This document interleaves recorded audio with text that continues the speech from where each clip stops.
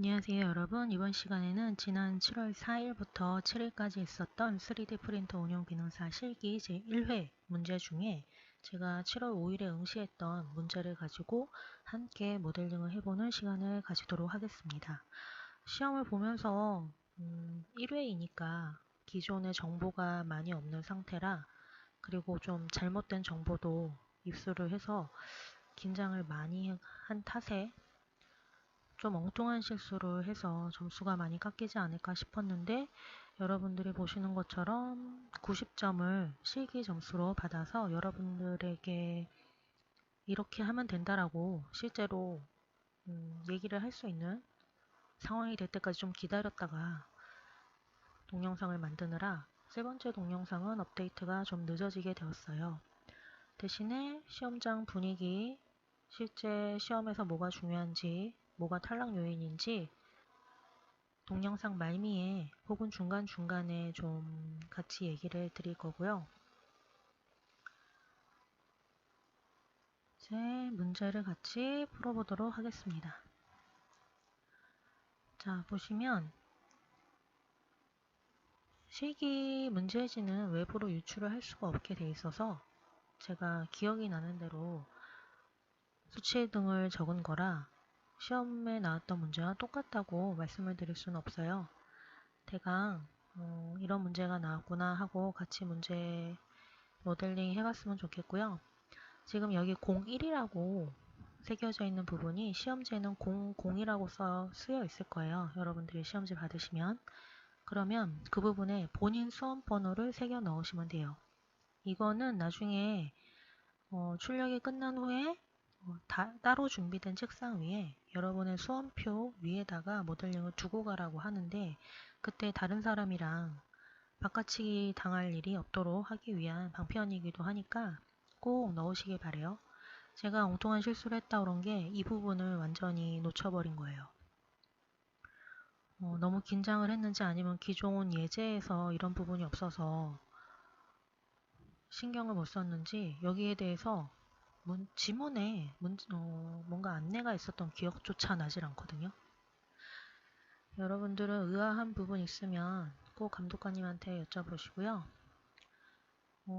지금 이 지문에서 하나 더 없는 게 있는데, 여러분들이 시험지를 받으시면 기역, 니은, 디귿, 리을 이런 식으로 표기가 되어 있는 부분이 있을 거예요. 그 부분이 나중에 여러분이 3D 프린터로 출력을 하고 난 출력물에 대해서 감독관들이 버니어 캘리퍼 전자자 아시죠? 그걸로 사이즈를 재보는 곳이에요. 그러니까 공차를 주시려고 해도 그 외의 부분에다가 공차를 주시는 것을 추천을 드립니다. 그 기억, 니은, 디귿 그 리을 부분은 제가 좀 확실하게 기억이 안 나서 여기 도면에는 적용을 시키질 않았어요. 자, 그러면 문제를 풀어보도록 하겠습니다. 처음에 문제지를 받으시면 집에서 충분히 어려운 거를 더 많이 풀어본 사람들도 약간 멘붕이 올 수 있어요. 그럴 때는 바로 막 모델링을 시작하지 마시고 어떻게 해야지 얘를 쉽게 하겠구나 하고 머릿속에서 한 1분 동안 시뮬레이션을 먼저 해보시고 들어가시기 바랍니다. 그러면 이제 문제를 함께 모델링을 해보도록 하겠습니다.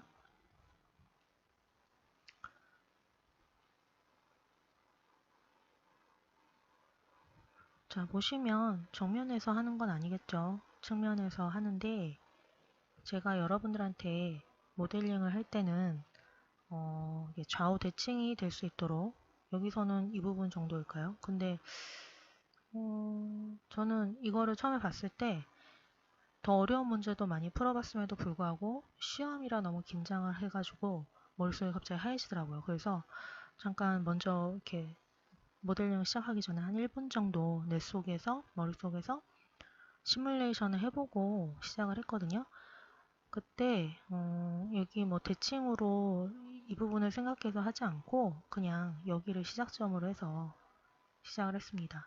지금 이 퓨전 360 상단 메뉴가 여러분들 쓰시던, 그리고 제가 기존에 쓰던 것과 또 좀 다를 텐데, 한번 업데이트 된 거를 이제 업데이트 하겠다고 OK 버튼을 눌러서 변경을 했어요. 이것도 좀 편해진 부분이 분명히 있으니까 해볼 분들은 해보시고요.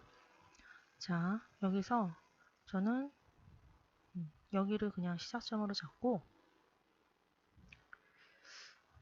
이런 식으로 직사각형을 그렸고요. 그리고 원은 여기 이 부분 지름 15네요. 15로 했고 여기 지름이 15니까 이 직사각형의 이쪽 편도 15가 되겠죠. D를 눌러서 디멘션 15. 얘는 지금 여기에 구석이 걸려 있어서 이쪽으로 움직이지 않는 거예요. 그리고 미드 포인트 이렇게 해주시고요. 다시 D 눌러서 얘와 얘의 간격이 38이 되도록 해주시고, 자, 가운데 원이 하나 더 있죠. 뚫릴 부분은 지름 7. 수치는 여러분들이 이거 좀 많은 거 아니야 싶을 정도로 되게 자세하게 나와 있으니까 그 예제로 산업인력공단에서 뿌렸던 것처럼 적게 나오지 않아서 여러분들이 자를 가져가실 필요는 없어요. 어떤 시험장에서는 자를 가져온 분들도 있다고 하시더라고요. 저는 준비물에 자라고 써있지 않아서 아예 자는 신경을 안 썼거든요. 자, 여기는 12. 다시 미드 포인트로 봐주시고, 얘는 20. 자, 그리고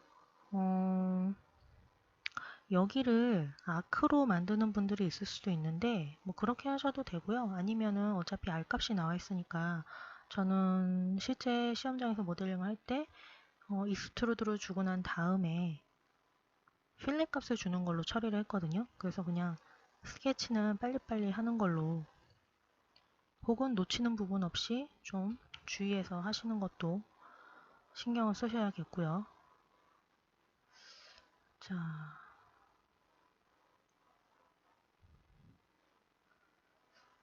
보시고 맞죠?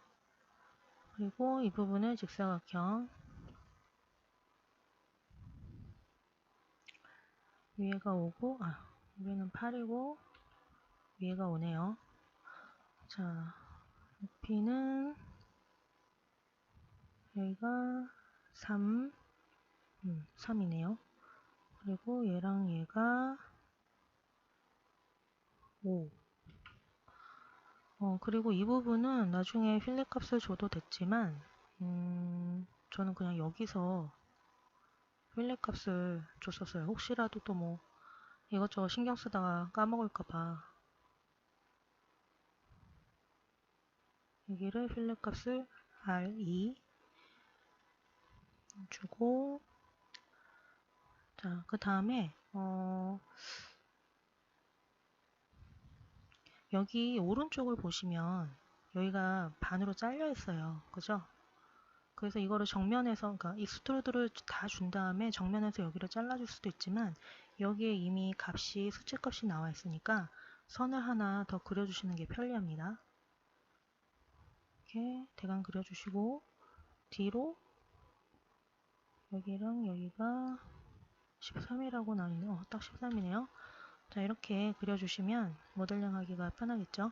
이 위에 있는 수치도 나와 있지만 이거는 지금 일단 얘를 01번이라고, 요 밑에 있는 거를 01번 파츠라고 했을 때 01번에 대한 것만 먼저 스케치를 할게요. 위에 것까지 하는 거는 순서상 맞지가 않아요. 자, 이렇게 해서 익스트루드를 주는데, 자, 옆에로 보면서 하죠. 일단 이 위쪽은 15네요. 그렇죠? 이 위. 이걸 전체를 잡지 않고요.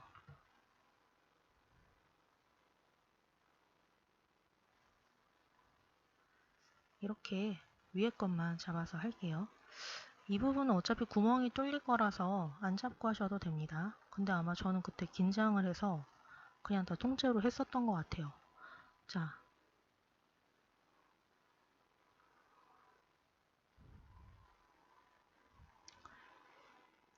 이렇게 할 때는 시메트릭 대칭이죠. 그리고 홀랭스가 15. 오케이 해주시고 세이브 한번 할게요. 그냥 언타이틀로. 자, 그리고 스케치 안 보일 때는 여기서 전구 켜주시면 되고요. 자, 그리고 이번에는 이쪽 오른쪽만 익스트루드로 해주시면 되는데 지금 여기는 뚫려 있으니까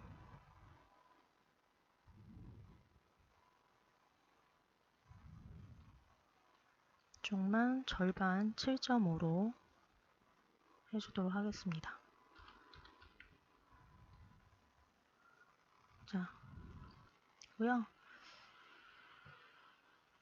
여기 R11 필렛 값도 지금 줄게요. 필렛 11. 자, 이렇게 줬습니다. 그리고 정면에서 여기가 이렇게 뚫려 있죠. 여기가 5만큼 뚫려 있어서 자, 오리진을 켜고 여기 이쪽 프로파일에다가 스케치를 다시 선언을 하고요. 센터 피봇을 갖고 있는 사각형으로 위에는 5. 높이는 지금 여기 간격이 중요하니까 높이는 그냥 대강 하시고요. D 눌러서 여기 이렇게 4 됐죠. 그리고 이제 뚫어주시면 돼요. 익스트루드 컷으로 하고 올로 하시면 나중에 여기에 뭐 뭔가 익스트루드가 덧대져도 계속 뚫린 채로 남아있는다고 이전 수업에서 말씀드렸어요. 자, 이렇게 해서 뚫리는 것까지 했고요. 이번에는 여기 구멍을 내줘야겠죠. 또 시메트릭으로 해서 컷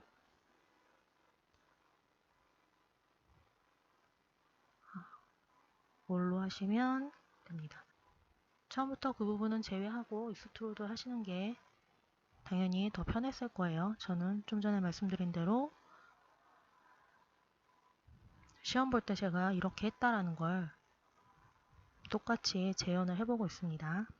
자, 이번에는 위쪽에 있는 거를 해야 되는데 스케치는 처음에 했던 거에 그대로 똑같이 할 거예요. 잠깐만.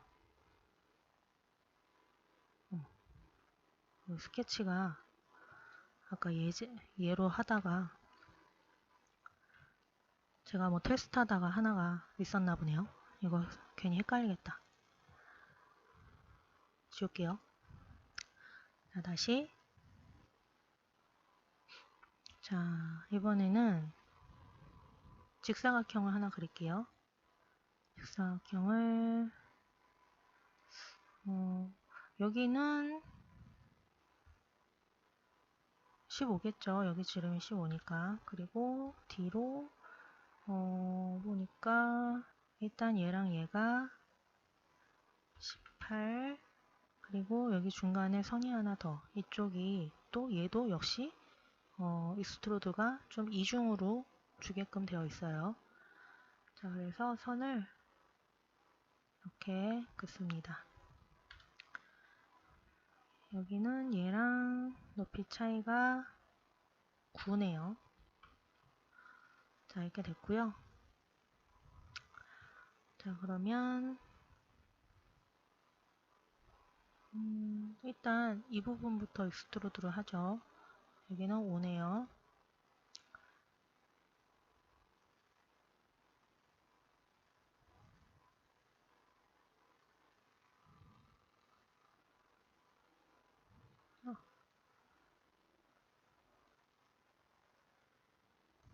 그래서 여기까지 이렇게 5로 대칭 시메트리 홀랭스 5 조인이 아니라 뉴바디로 해주셔야 돼요. 자, 이렇게. 그 다음에 위쪽에 있는 부분을 다시 하는데 15라고 나와 있네요.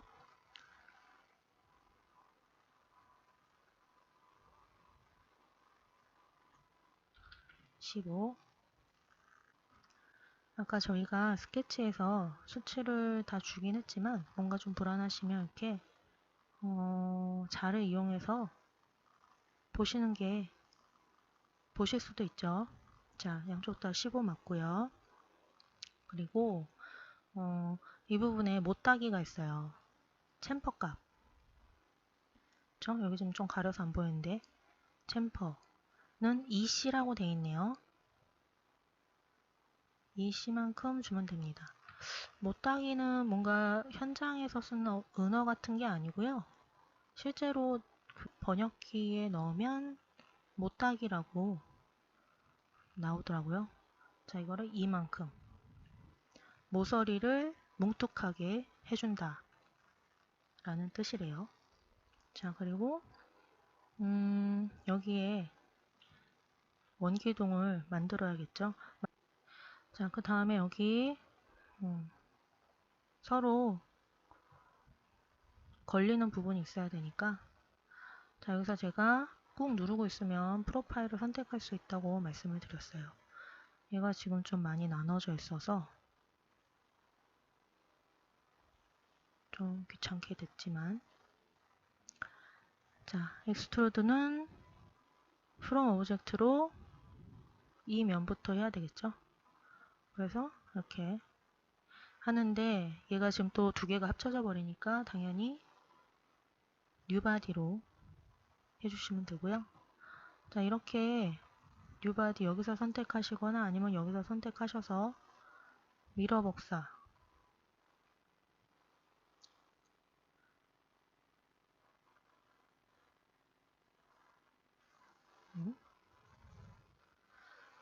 미러 복사를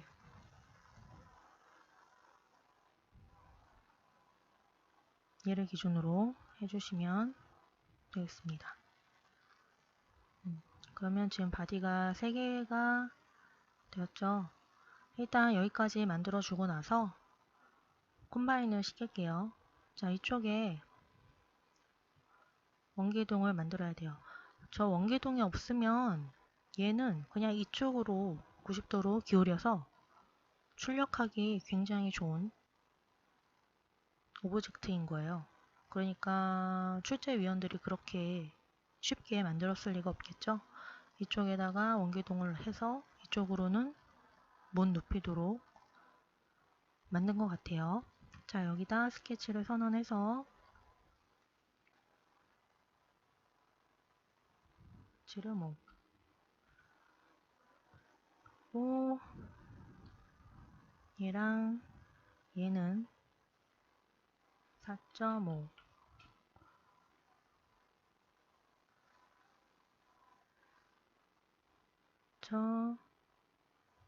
그래서 얘를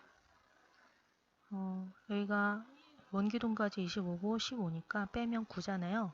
9를 또 양쪽으로 나눠줘야 되니까 4.5씩 빼줍니다. 그리고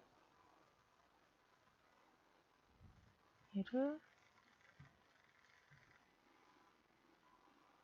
프롬 오브젝트로 이쪽 면을 잡고 다시 도출을 마이너스 4.5로 해주시면 되겠죠. 자, 이제 여기다가 숫자를 넣도록 하겠습니다.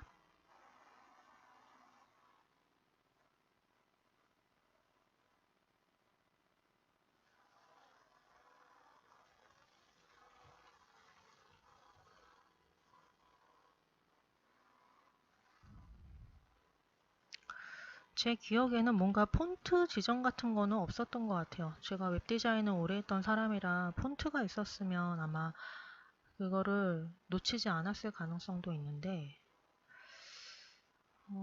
그래서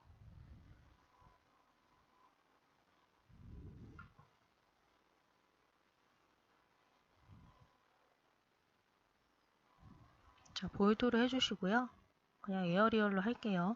그리고 얼만큼 넣어라 이런 것도 제가 이거를 완전히 놓치는 바람에 기억을 하지 못하는 관계로 그냥 1mm 정도만 넣어주도록 하겠습니다. 자, 이렇게 해주시면 모델링은 완성이에요. 자, 그 다음에 여러분들이 익히 들어서 아시겠지만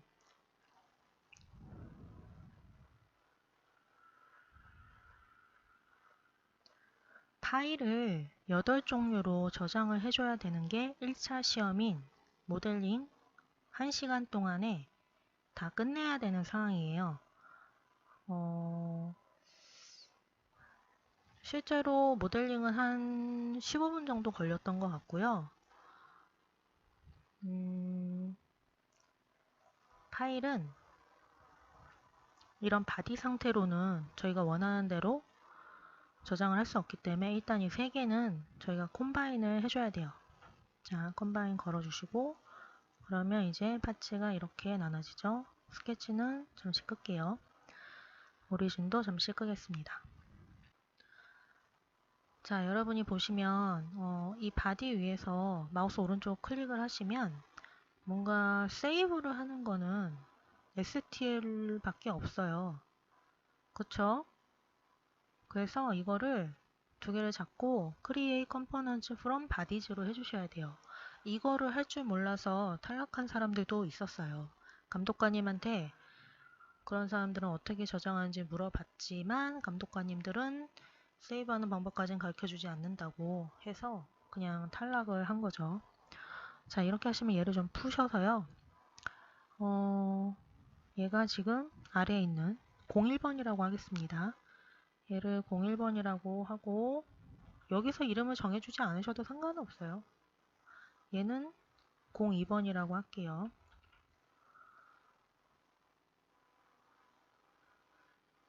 뒤에 이상한 숫자가 붙네요. 뭐 일단 여러분들 보기 편하라고 한 거고 저는 실제로 시험장에서 여기다 번호를 쓰진 않았어요.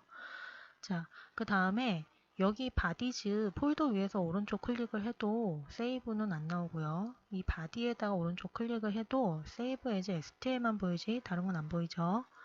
이 위에 컴포넌츠 였던 곳에다가 마우스 오른쪽을 클릭하시면 익스포트가 보여요. 자, 익스포트로 하시면 01에다가 퓨전 360 파일 확장자로 퓨전 360 확장자로 저장을 할 수 있죠. 제 수험 번호가 실제로 01이었어요. 그래서 감독관님들이 1차 시험 모델링 시험이 시작되면 바탕화면에다 일단 01이라는 폴더를 만들어 놓고 시작을 하라고 얘기를 하거든요. 그래서 여러분 수험 번호인 01에다가 언더바 그리고 이 파츠가 시험지에 문제지에 01이라고 써있 1번 파츠라고 써있으면 이렇게 01이라고 해서 저장을 해주시는 거예요. 익스포트로. 그리고 다시 그대로 익스포트 하셔서 이번에는 확장자를 STP 혹은 STP 스텝으로 저장을 해주시는 거예요. 여기서도 잊지 마시고 01-01번째 파트라고 여기 데스크탑 여기 바탕화면 1번에다가 저장을 해주시면 돼요. 그리고 여기 두 번째 컴포넌츠를 선택해서 세이브 카피 위주로 한번 해볼까요? 그러면 저희가 원하는 확장자가 안 나오죠. 그러니까 익스포트로 01-02번째 퓨전 360 그러니까 여러분들이 뭐 다른 소프트웨어 사용하시면 그 소프트웨어 확장자로 저장하시고 익스포트 다음에 스텝으로 01-02로 익스포트 하시면 되고요. 그 다음에 중요한 거 있죠. 두 개를 어셈블리를 해서 저장을 해야 돼요. 근데 이 부분은 좀 정확하게 나온 얘기가 없긴 한데요. 저는 이 파일을 8개나 저장을 하라고 그래서 제가 이 두 개 어셈블리한 상태에서는 이때 공차를 준 값을 저장을 하고 각각 넣을 때는 공차를 넣지 않은 파일을 넣어야 된다고 생각을 했어요. 여러분이 감독관이어도 만약에 이 스텝 파일은 만약에 여러분이 더블 클릭을 하시면 3D CAD로 열리더라고요. 시험장에 있는 컴퓨터에서도 3D CAD 프로그램을 깔아놔서 그쪽으로 불려오기가 돼서 열리는데, 거기서 수치를 본다고 하면 여러분이 공차를 준 상태에서는 어쨌건 마이너스 1값으로 나올 거 아니에요. 어떤 부분이. 그러니까 제 생각엔 이렇게 각각 넣는 거는 그냥 완전히 수치가 똑같이 시험지 수치와 똑같아야 하고, 어셈블리 두 개를 합친 거는 공차를 넣은 상태로 줘야 된다고 생각을 했어요. 제가 대기실에서 기다리고 있을 때 저랑 똑같은 생각을 한 분이 계셔서 다른 분들도 이렇게 생각을 하고 있나 하는 생각이 들었는데, 그분은 한 단계 더 나가서 이 어셈블리를 그냥 이렇게 합쳐놓기만 하는 게 아니라 저희 이거 조인트 주는 거 있죠? 조인트 주는 것까지 해야 된다라고 생각을 하고 계시더라고요. 근데 저는 그렇게까지는 하지 않았고요. 이거를 만약에 조인트를 준다고 치면, 자, 여기 위치가 아니라 리볼브, 제가 지금 위에 아래 순서를 갖다가 해서 이렇게 됐는데, 어쨌건 이렇게까지 움직이는 건, 그러니까 얘가 그라운드가 잡혀야 되는데 하여간 이렇게까지 해줘야 된다는 얘기인데, 그거는 아니었던 것 같아요. 제가 거기서 감점을 받은 것 같진 않거든요. 그러니까 일단 02번을 잠깐 안 보이게 가리고요. 여기서 공차를 줬습니다. 프레스풀로 얘랑 얘를 밀고요. 마이너스 1. 그리고 또 어떤 분들이 시험 후기에 프린터기가 성능이 좋아 보여서 공차를 0.5만 줬다고 하는 분도 있는데, 여러분들 절대로 모험하지 마시고요. 이거 만약에 프린터 뽑았는데 안 움직이면은요, 현장 탈락이에요. 그런데 뭐하러 모험을 하죠? 저는 절대 반대입니다. 그냥 1mm 끝까지 다수로 하세요. 자, 이렇게 해서 이거를 뭐 이렇게 한꺼번에 저장하는,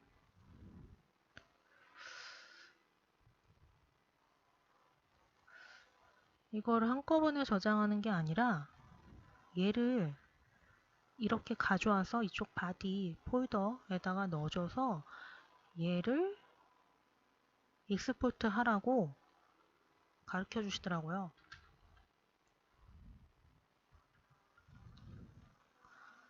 뭐가 다른지 확인을 해보도록 할게요. 좀 이따가. 자, 01-03에 스텝으로 저장을 하면 여기서는 6개의 파일을 저장을 했고요. 그리고 STL 파일도 저장을 해야죠. STL 바이너리는 이진수 값을, 그러니까 어떤 값으로 저장하는가, 그리고 원 파일로 해야 되고, 시험장에서는 미디움으로 설정이 되어 있어서 그냥 저는 그렇게 넣었고요. 집에서는 하이로 했었는데 미디움으로 해서 저장을 했습니다. 이거는 제가 뒤에 번호가 04로 하는 게 맞는지 기억은 확실히 안 나는데 일단 04로 할게요.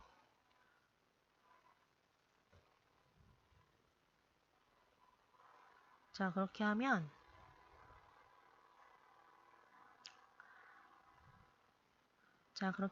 이렇게 1, 2, 3, 4, 5, 6, 7 7개의 파일이 저장이 된 거예요. 그렇죠? 이렇게 하시면 맞아요. 그리고 제가 시험을 본 곳은 한국산업인력공단 서울본부 휘경동 지점이었는데요.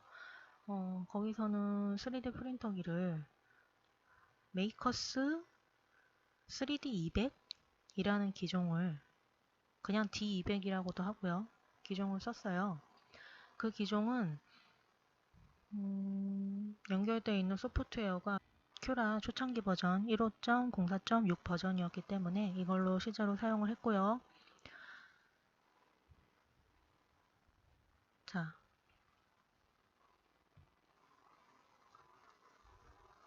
이거를 이렇게 출력을 하면 안 되겠죠.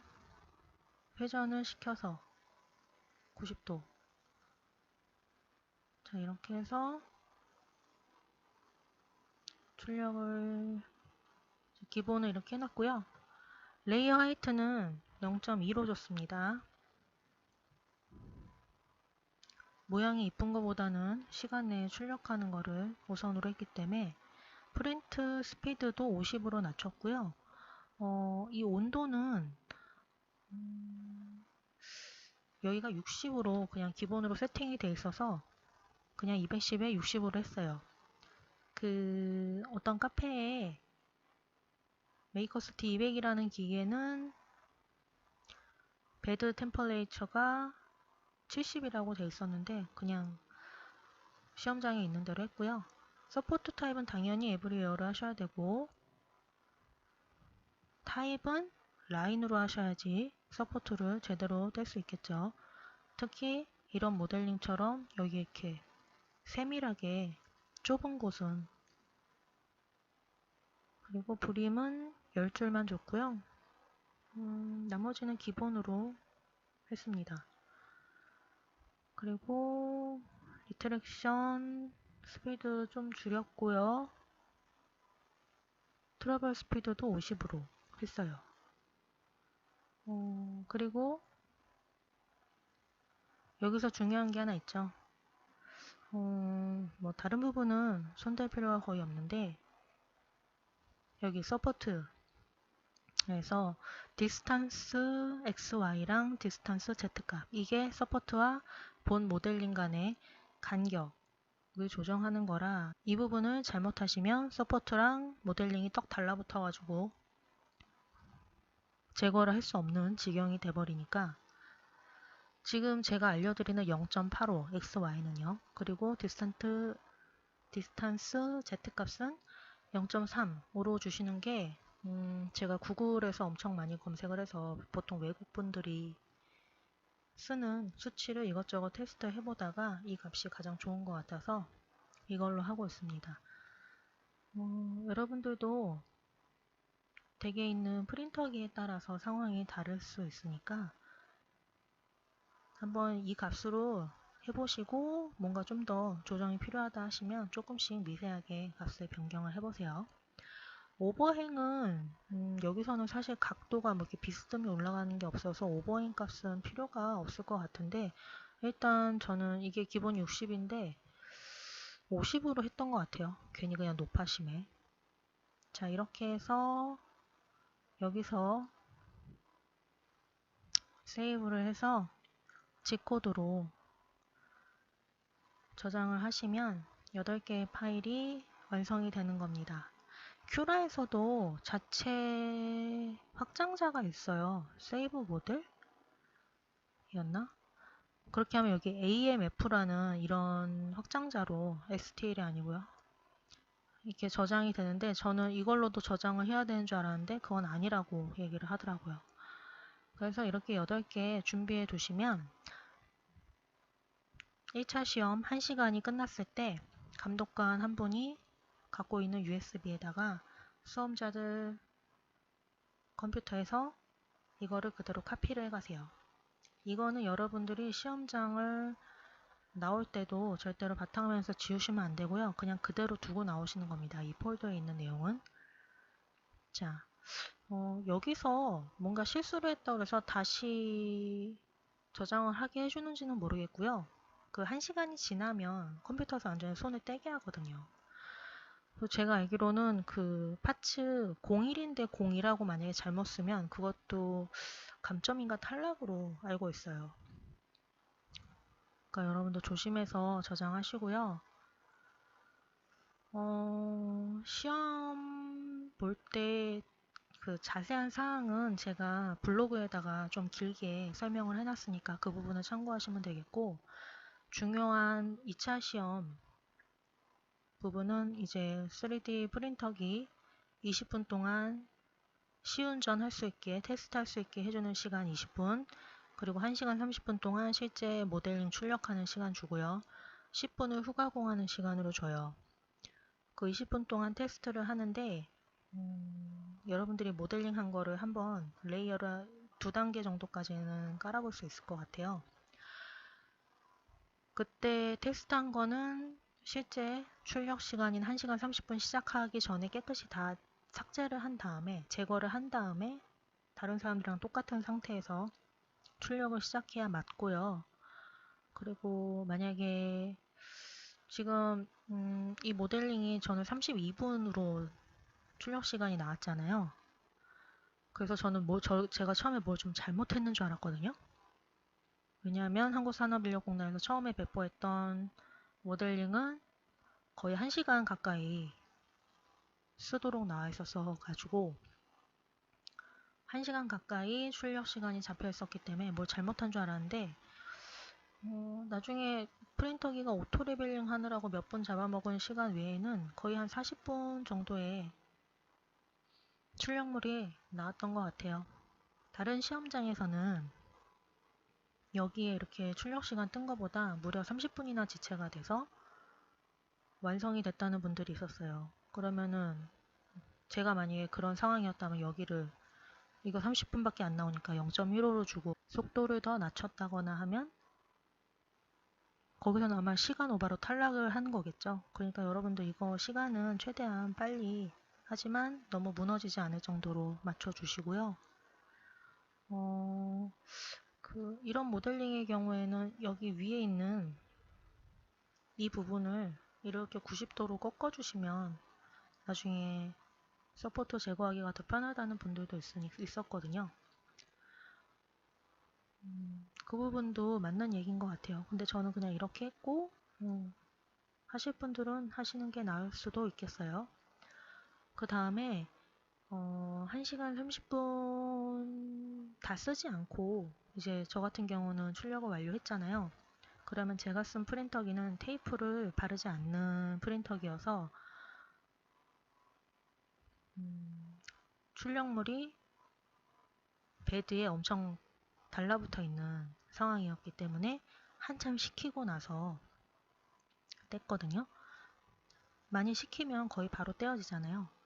식히기 전에는 뭐 헤라 같은 거는 전혀 먹히지 않고요. 손톱으로 해야지 떼어지는 정도더라고요. 칼을 사용할 수 있게 해줬다는 시험장도 있는데 제가 있던 시험장에서는 그냥 롱노즈, 장갑, 헤라 그것만 들고 자기 자리로 갈 수 있게 해줬어요. 가방은 다 앞으로 제출을 해야 되고요.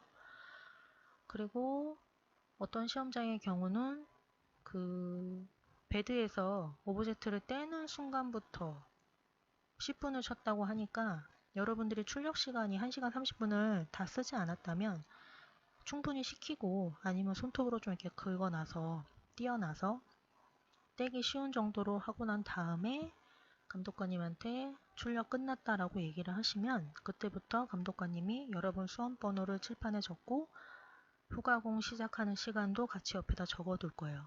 그러면 여러분들이 후가공을 10분 동안 하고 혹은 10분 전에 끝내고 후가공 끝났다고 또 손을 들어야 돼요. 안 그러면 시간 오버가 돼서 점수가 또 깎입니다.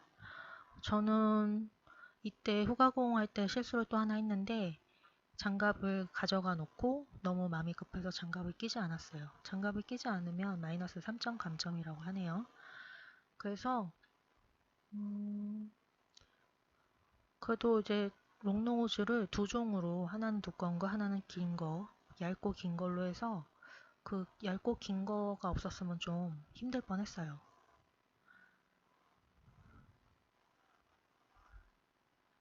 그 깨끗이 제 마음에 들게끔 깔끔하게 서포트를 제거한다고 열심히 제거를 하다가 고개를 들어보니까 벌써 딱 10분이 지나가 있더라고요. 그래서 바로 손을 들고 후가가 끝났다고 얘기를 했더니 감독관님이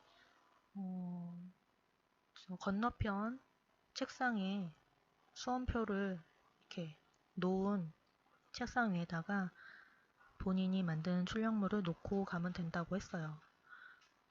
제가 모델링 출력 끝냈을 때 거의 같은 시간에 다른 남자분이 한 분 같이 끝냈고요. 그 외에 다른 분들은 레이어를 0.15로 주셨는지 제가 시험장 바깥으로 나갈 때까지 출력을 완료한 분은 다른 분은 없었던 것 같아요. 그래서 그 남자분 거 저랑 비슷하게 끝난 분이 좀 더 후가공을 빨리 하셔서 그분께 먼저 채점에 들어갔고요.